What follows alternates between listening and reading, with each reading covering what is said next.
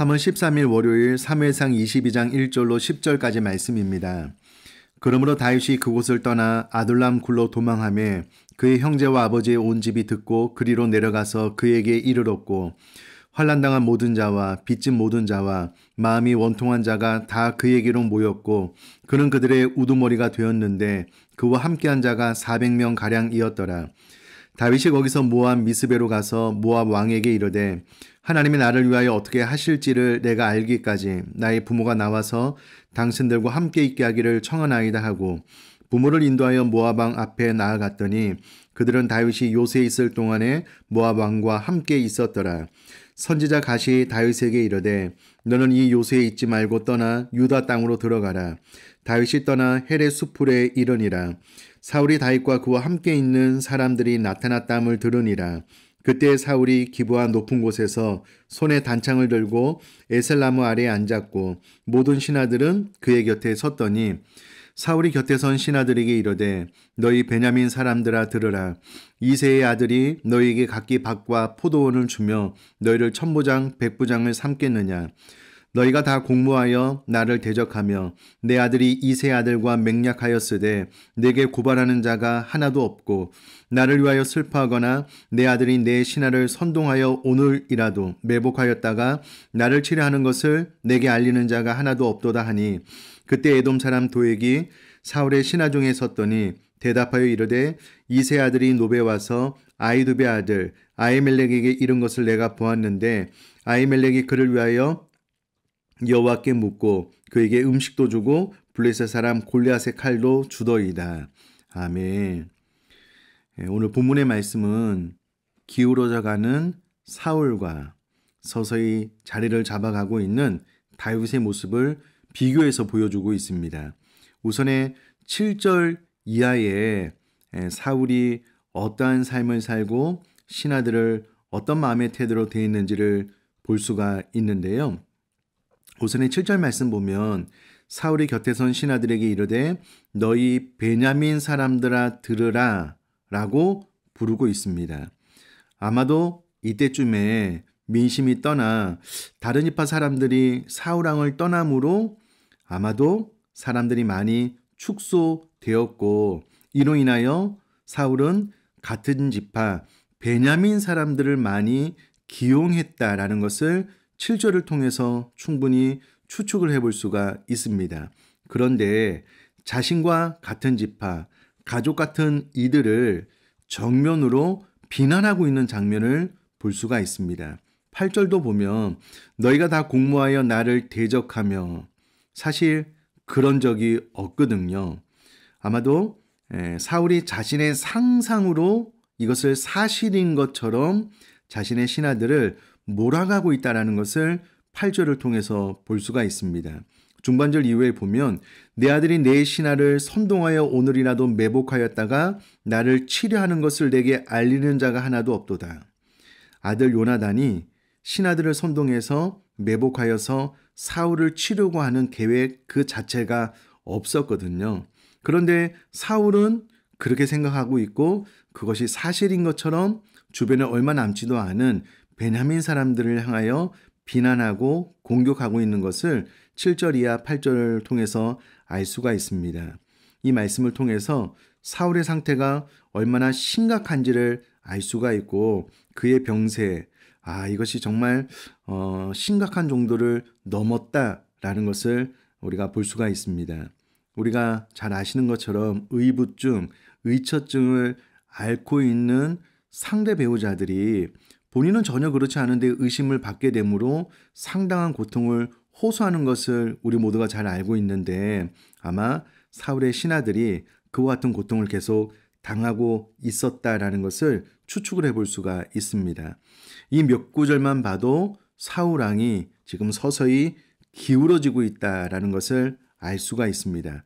반면 1절로 돌아가서 다윗이 그곳을 떠나 여기서 말하는 그곳은 블레셋 가드왕 아기스 앞에서 미친 채 하여서 겨우 살아남은 바로 그곳을 떠나서 아둘람 굴로 도망했다라고 1절에 기록이 되어져 있습니다. 아둘람은 피난처라는 뜻을 가지고 있는데요. 이 지역은 당시의 유다 지파에 할당된 성읍 중 하나였습니다. 그러나 당시에는 사울의 통치권이 미치지 않는 안전한 장소였는데요. 왜 그러냐면 이때만 해도 블레셋 인근 지역으로 블레셋 통치 지역으로 추정되는 지역이었기 때문에 아마도 사울의 통치권이 미치지 않는 안전한 장소였기 때문에 아둘람으로 피했다라는 것을 알 수가 있습니다. 그런데 이 장소로 와서 고무적인 것은 1절 중반절에 보니까는요. 그의 형제와 아버지의 온 집이 듣고 그리로 내려가서 그에게 이르렀다. 가족들의 결속이 있었다. 라고 긍정적으로 1절에 이야기를 해주고 있습니다. 뿐만 아니라 2절을 읽어보면은요.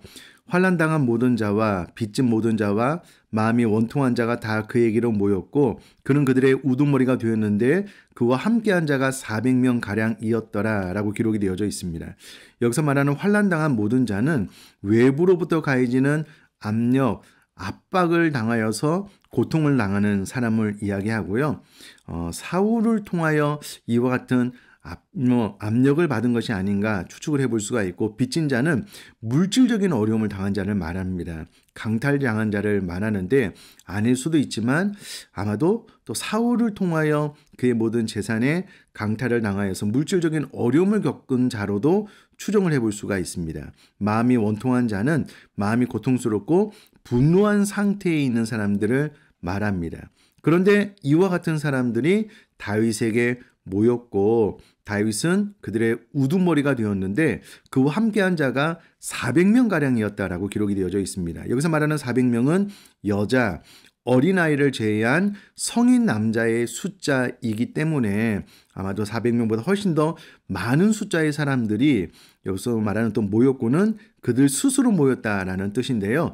자발성을 가지고 다윗에게 찾아와서 합류하게 되었다라는 것을 알 수가 있습니다. 다윗이 지금 쫓기는 어려운 상황이었음에도 불구하고 적지 않은 숫자가 가족들과 함께 다윗에게 찾아와서 다윗과 함께하는 사람들의 숫자가 늘어나고 있다라는 긍정적인 이야기를 해주고 있습니다. 3절에 보면 다윗이 거기서 모압 미스베로 가서 모압 왕에게 자신의 가족들을 부모님을 부탁하는데 다윗의 증조모 되는 룻이 모압 여인이었기 때문에 모압으로 가서 그의 부모님을 부탁하고 있는 것을 볼 수가 있고요. 오늘 본문 가운데 가장 긍정적인 것은 5절입니다. 제가 5절 말씀을 읽어보면은요. 선지자 갓이 다윗에게 이르되 너는 이 요새에 있지 말고 떠나 유다 땅으로 들어가라. 다윗이 떠나 헤렛 수풀에 이르니라 라고 기록이 되어져 있습니다. 하나님의 선지자 갓의 이름의 뜻은 행물이라는 뜻을 가지고 있습니다. 이 선지자는 후에 궁정에서 선지자 활동을 하고요. 다윗이 죄를 지었을 때 다윗의 잘못을 지적한 하나님의 선지자입니다. 그러므로 하나님의 뜻을 두려움 없이 정확하게 전하는 선지자 갓이 다윗에게 찾아왔다라는 것이 참 고무적이고 긍정적인 사건이고요. 이 갓 선지자가 다윗에게 오히려 유다 땅으로 들어가라, 위험이 더해지는 지역으로 들어가라 라고 말을 했으므로 다윗은 선지자 갓의 말을 존중하여 하나님 뜻으로 알고 즉시로 떠나서 헤렛 수풀에 이르렀다라고 5절에 기록하므로 다윗이 갓 선지자를 통하여 주신 하나님의 말씀에 순종하고 하나님의 뜻을 따랐다라는 것을 볼 수가 있습니다.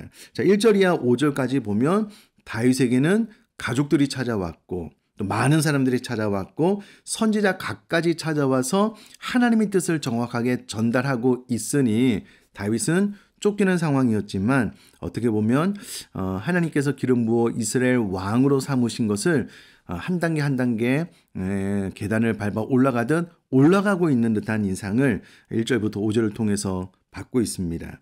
여기까지를 정리를 해보면 하나님이 함께 하시는 사람 다윗은 정말 어려운 상황 가운데 있었지만 어려운 환경 가운데 있었지만 그러나 사람들이 모이고 오히려 그 수가 늘어나는 뿐만 아니라 하나님의 선지자도 참여하여서 하나님의 뜻을 정확하게 전함으로 이제 이후로 그의 나라가 점점 부강케 되어질 것에 대한 신호탄을 오늘 9절에서 보여주고 있고요.